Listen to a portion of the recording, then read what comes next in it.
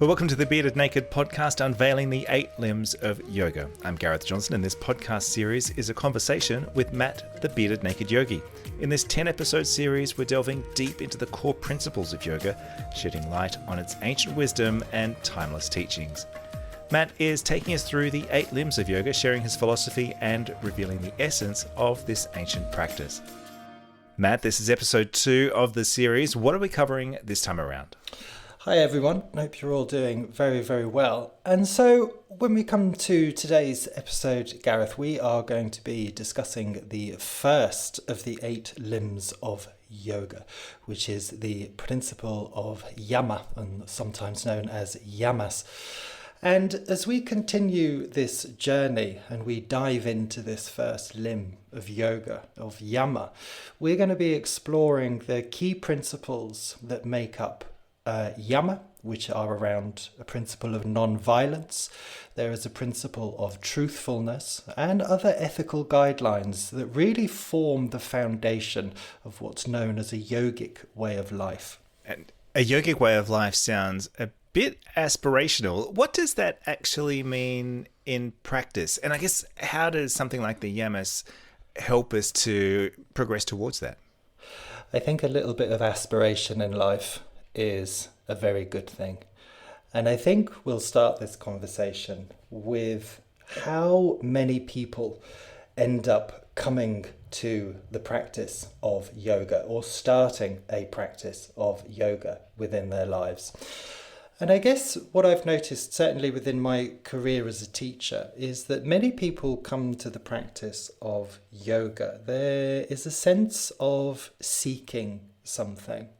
Perhaps a little recognition within the individual's life that not necessarily that there is something that is missing, but perhaps there is a little bit more to our experience of being here, our existence of being human beings and living within the world.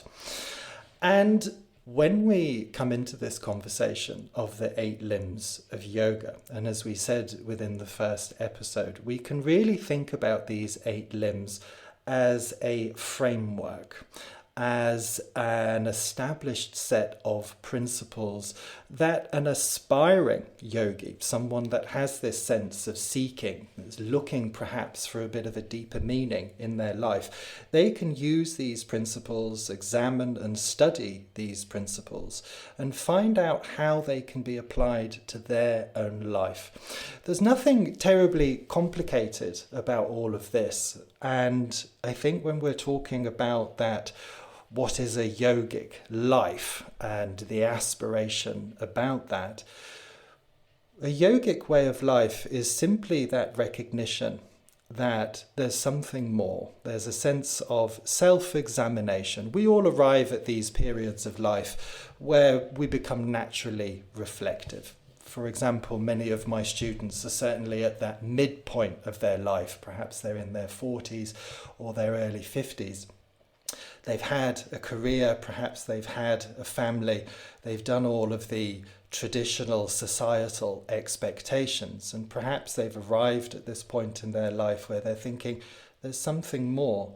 So what is that yogic way of life? A yogic way of life is simply a way of life that has at its core a cultivation of awareness, and a cultivation of seeking to understand oneself in a way that perhaps is slightly outside of what we've come to expect within society. And so one way of looking at it, I guess, is almost a framework for ethical living. Would that be correct? What exactly is the way that the Yamas helps us to progress towards that? So I think you're absolutely right. We begin here with this framework for ethical living. And that's a pretty literal translation here of the original Sanskrit. Another translation that can be used for the word yama or yamas is the attitudes that we have towards our environment. And that's an attitude that we have to those things that are outside of ourselves as human beings. And they begin a journey of examination in our relationship as individuals and that relationship that we cultivate with the world at large. Now, there are 5 yamas within the first limb of yoga that any aspiring yogi or seeker within their life would want to examine and adopt as part of their journey, as part of their path. And we'll go into each of these 5 yamas in a little bit of detail. But just a brief overview here, the yama of ahimsa, which is the principle of non-violence. There is the yama of satya, which translates as truthfulness. Asteyar, which means the principle of not stealing, a very interesting one, and we'll dive into that when we get there. The 4th of the yamas, brahmacharya, meaning moderation. And the final yama, aparagriha, which means a sense of non-possessiveness.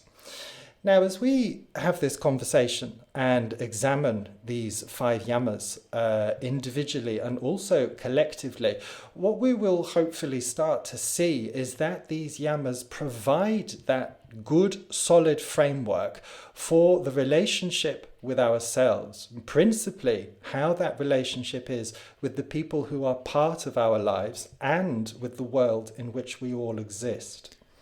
Okay, so there's a lot of information there to try and get through. This is the first of the limbs. There's 5 yamas within this first limb.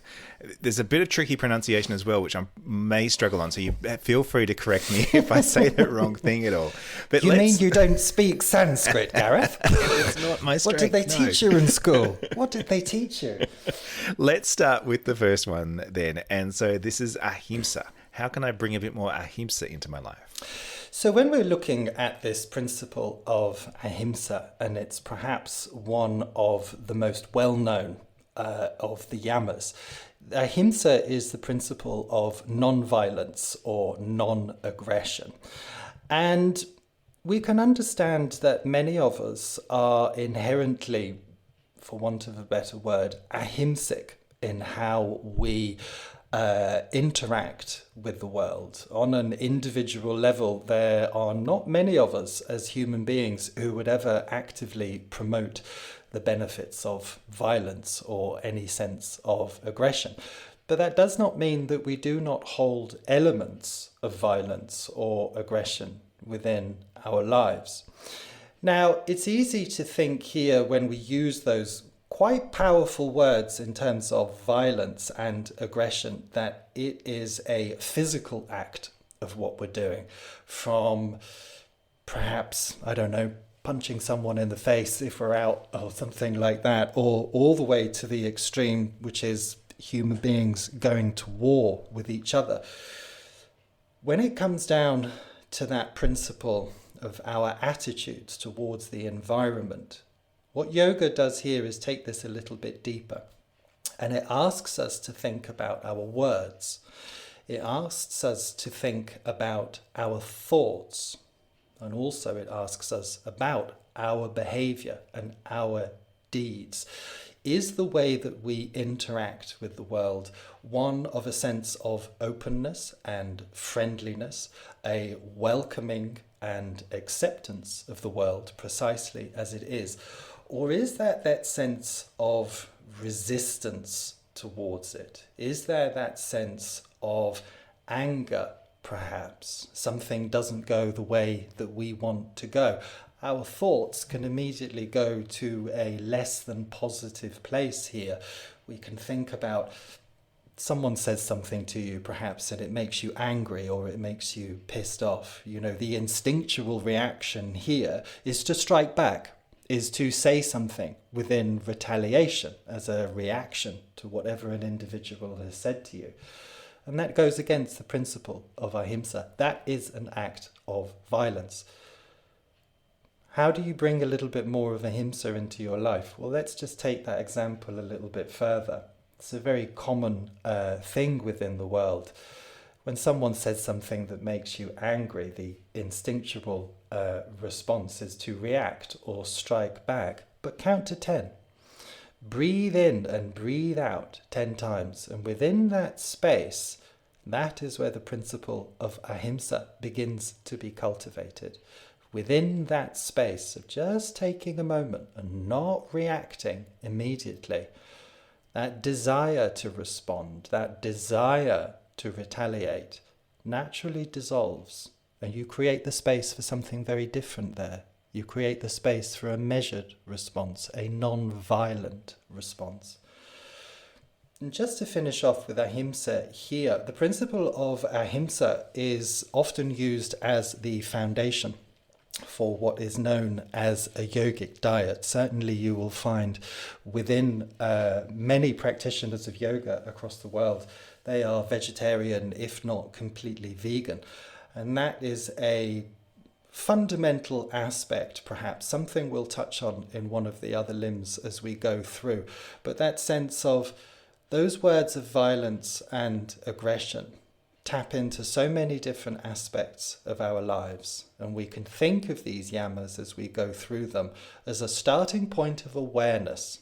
That's the fundamental point of yoga, the cultivation of awareness and of understanding ourselves. You almost sounds like a bit of emergency meditation to sort of calm the energies down a bit of breathing, bit of thoughtfulness, no problem. I tell you what, it's happened quite a few times with some of my private students that I will get a WhatsApp message, and it is literally that I need an emergency meditation. Have you got half an hour? No worries, let's get the Zoom up, let's get going. Let's start Sit breathing. Down and breathe. Let's do it. You know, it's like a spiritual 999 service. That's what it is, Gareth. Well, let's continue working through the yamas. The second yama that you referred to is satya. What does that involve? So the second yama is the principle of truthfulness. And it's very easy to apply this principle. So within the context of our relationships, and again, we're thinking about those attitudes towards our environment and the world around us. And we can acknowledge that principle of satya, the principle of truthfulness, it is always far better to be honest with another person, lest any falsehoods or deceptions sour our friendships or perhaps our intimate relationships. But satya is equally recognized as a principle that applies to ourselves and to our own actions. And when we're thinking about this principle of truthfulness, within the teachings of Patanjali, the author of the Yoga Sutras, it's understood that whilst the individual, the aspiring yogi, if you like, may not ever know the complete or total truth that exists outside of their individual experience, we always know, consciously or subconsciously, perhaps when we are creating, sustaining or expressing any sense of falsehood within themselves, any sense of falsehood with the environment around us. What the yogi learns through the study of this principle of satya is an understanding that the expression of truth in one's own thoughts, one's speech, and in one's actions is of paramount importance in maintaining healthy relationships with other people and an honest relationship with oneself. You talked a little bit there about being consciously and unconsciously or subconsciously aware of when not being truthful or feeling untruthful things. How does that subconscious or unconscious sort of manifest itself? Let's use this as an example. We are recording this within the depths of winter in the Northern Hemisphere.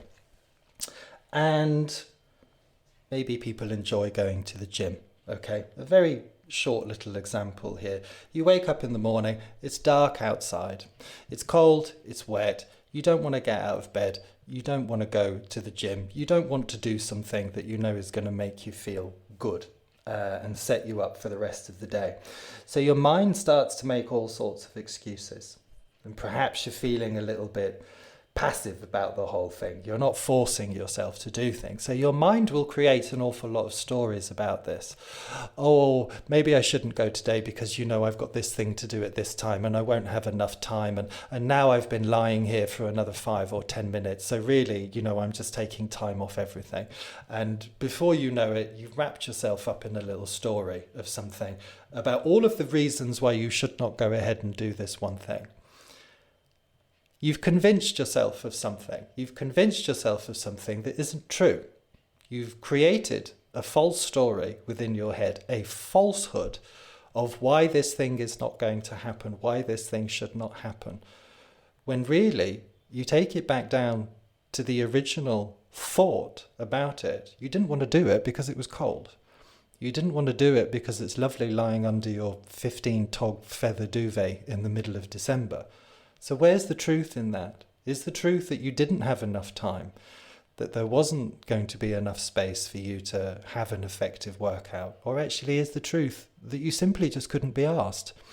Now, there's no judgment about that, but what's required is a sense of awareness in terms of the reasoning. What's the truth here? Don't create a story about something that is inherently false. Be honest with yourself. If you feel lazy one morning, feel lazy one morning. Just don't make a false story about it. Enjoy the laziness. I feel like you're critiquing my Instagram, but anyway, let's move on. So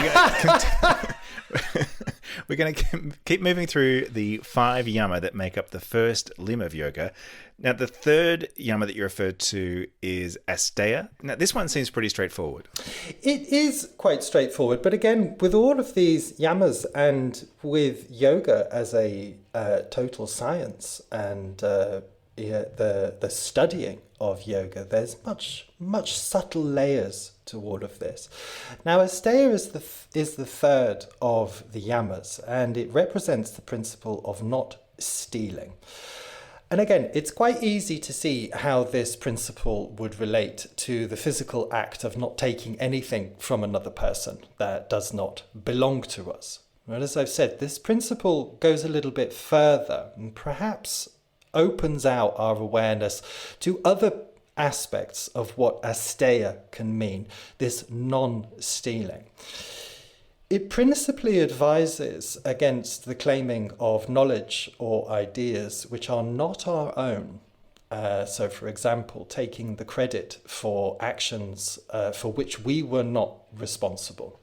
For example, now, I cannot sit here and say that my ideas and my teachings of the 8 limbs are 100% my own, because they're not. They are the culmination of my own study of yoga, my own study of the sutras and of the 8 limbs in detail, from my own teachers, from my own books, from workshops. Practicing these limbs individually, myself, and understanding what all of this means when viewed with my own eye and my own awareness. But it's also the eye of a human being that exists within this time and this space. We all sit here as teachers, as practitioners of yoga, with a great joyfulness, I would hope, within our hearts. We have a passion for what we do. Yoga has, in one way, shape or form, transformed our lives that we perceive for the better. And there is a great desire across the teaching community to impart this knowledge to the world. That's the whole reason for us having this conversation. I have this desire to spread this message of yoga. Can I say that these ideas are 100% my own? No. Have they been filtered through my own experiences and my own understandings as an individual human being? Yes. This yama can also be taken a little bit further here, and we can think of this within the physical act, perhaps, of taking something that does not belong to us. But again, also those ideas and those teachings, perhaps, around yoga. We can recognize that the human desire to take something in the first place that doesn't belong to us can represent a lack of confidence within ourselves and within our own abilities to achieve for ourselves the very thing that we desire from another. And I hope that makes sense. It's something for our listeners to think about on that one. Rewind this bit and listen to that again. All right, well, let's move on to the fourth yama. And this is probably the one that I struggle with the most, not just because it's difficult to say. It's brahmacharya, and it's all about moderation. How essential is that? Brahmacharya. It's the yama that everyone loves to hate. Any student of yoga that dives into the texts here, either the ancient Sanskrit texts or modern interpretations and translations, it is the principle of moderation. It is unfortunately represented and translated in the modern world as being primarily a principle of celibacy. And this is incorrect. Brahmacharya... It could be a deal breaker. It could be a deal breaker. However, my advice would be that if that word brahmacharya, or if that word celibacy causes a reaction within you, take those 10 seconds, breathe in and out 10 breaths, and then think about what that actually means. Let's dive into this a little bit more. I remember on my teacher training when we had a wonderful conversation about all of this. All of the guys in the room, you could see their spines straighten and their eyes get slightly wild and worried about all of this, you know. And this principle of celibacy that brahmacharya has become associated with, it's a little bit more than this. So brahmacharya within the yamas, it represents a principle of moderation in all things. And as we apply this moderation through control of the body, through having a sense of control over our minds, and particularly it does touch upon our desires, be they sexual desires or not, moderation becomes applied to our diet. We apply a sense of moderation to the amount of sleep that we have, to those sexual appetites. And it all comes down to how this individual passes their time. Now, we can understand that eating without moderation causes harm to the body. If you eat too much food, you become sluggish, it can affect the digestive system and it can affect your energy levels. We can understand that if we have too much sleep, it makes the body incredibly lethargic, and it can slow our mind down, our thought processes, our cognitive abilities. We can understand perhaps how, let's call this unrestrained sexual activity, but that can dull our sense of intimacy with others and primarily with ourselves. Now, people don't like being told that they can't have more or having any hint of restriction placed upon their behaviour, even perhaps when they may be consciously or subconsciously aware that it may not be the best thing for them. And people certainly don't like being told, and I'm talking about the modern Western world here, people don't like being told that exercising a sense of self-discipline is important. Discipline has become a very dirty word, I think, within the modern age. But when we reflect upon this yama, when we reflect upon that principle of moderation, we can see perhaps that desire for more food, for more sleep, for more sexual activity, it's that desire itself that within the science of yoga is known as one of the great poisons of humankind. And to be quite honest, yoga is one of the greatest antidotes that we have against those poisons of humankind. Think about your desires, reflect upon your desires, and think about how moderation comes into all of that. Let's not forget here, though, one of those great quotes, I believe, of the 20th century by the playwright Oscar Wilde. Everything in moderation, including moderation. It must be a fairly subjective measure, though, mustn't it? Because, you know, what might seem excessive to one person might just be like a Tuesday night for the next. So how are we sort of gauging what's excessive? Awareness, self-awareness. Yoga is an exercise in getting to know ourselves. It's getting to know ourselves on a level that is much deeper. It is an understanding of why we do the things that we do, why we are the way that we are. A lot of people come to yoga, I've noticed this, as part of what could be described as a healing journey. Something has happened in someone's lives. Perhaps there's been a flash of awareness that's arrived, and someone has felt a sense of unease about something, be that physical, mental, or emotional.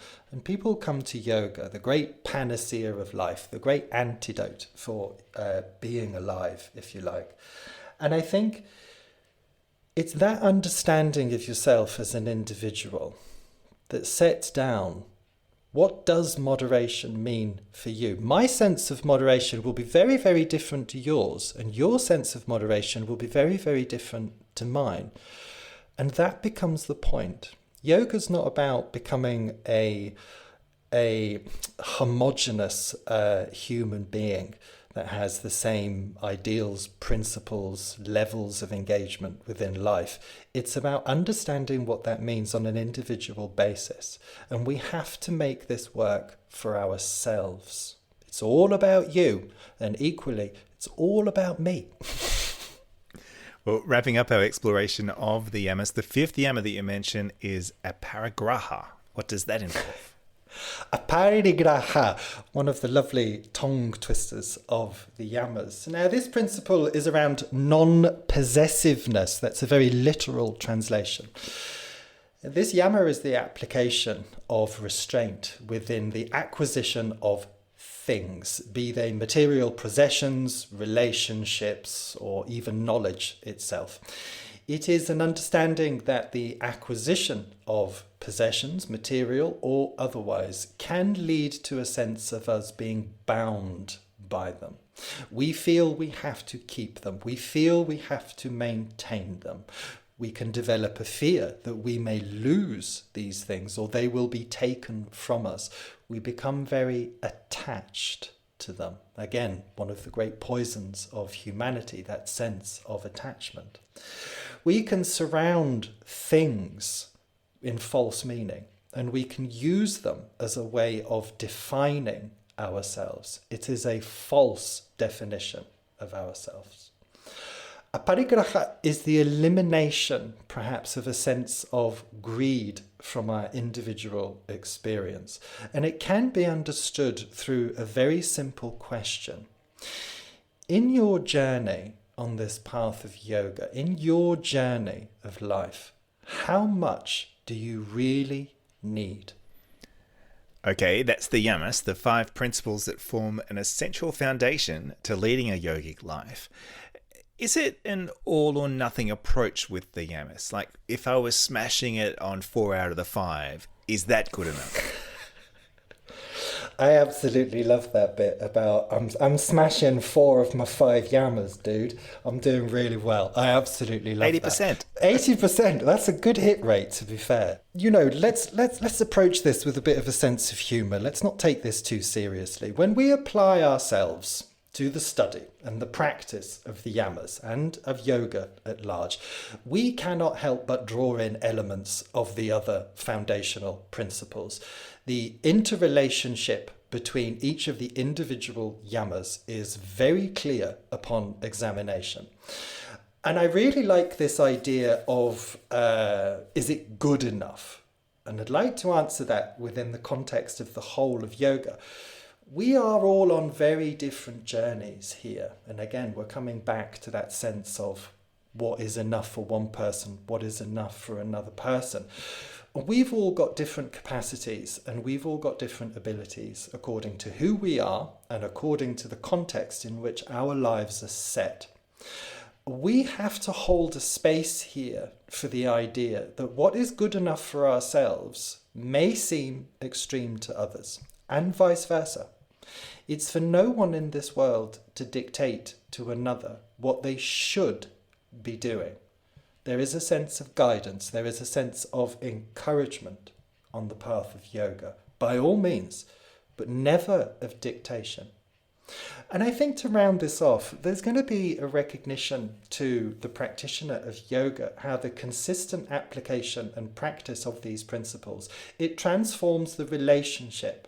It transforms the understanding of our inner and our outer worlds, not just on a personal level, but when we cultivate this change and understanding, we cannot help but affect the world around us. If we take a step back then, who came up with the Yamas? When did they become the accepted sort of foundation for leading a yogic life? I love a bit of history, so let me cast my mind back through the eons here. Now, the Yamas became part of the 8 limbs of yoga. The 8 limbs of yoga codified in the book, the Yoga Sutras, by the sage Patanjali, roughly about 2,000 years ago. There's a lot of great stuff that happened 2,000 years ago, and this is one of them.